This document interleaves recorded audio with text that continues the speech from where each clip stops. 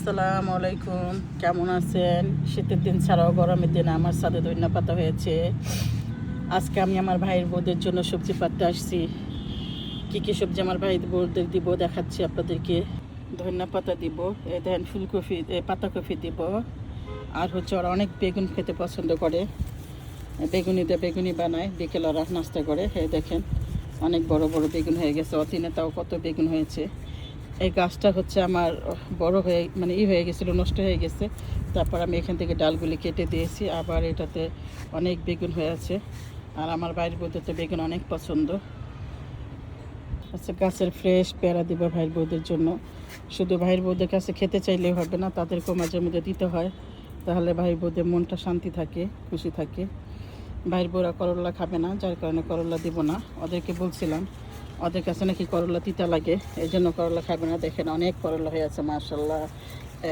1 2 3 4 5 6 7 8, দেখেন কত বড় বড় করলা। 9 9, এই দেখেন 10, এই হচ্ছে 11। এগুলো কিন্তু অনেক বড় বড়, অনেক বড় বড়।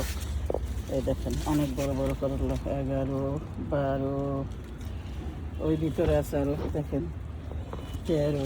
এতগুলি করলা হয়ে আছে।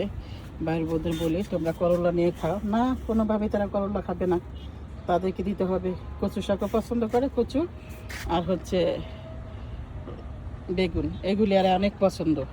করলা নাকি তিতা, করলা ওরা ভালো লাগে না ওদের খেতে। তাই যাই হোক বাবা, ওরা যেটা খেতে চায় সেটাই দিয়ে দিব। আর সাথে কিছু পেয়ারা দিব, গাছের টমেটো আছে, টমেটো দিব। আর হচ্ছে এই দুন্দুল দিয়ে দেবো, দুন্দুল ওরা পছন্দ করে, কারণ আমার কাছে অনেক বড় বড় দুন্দুল হয়, অনেক দুন্দুল হয়।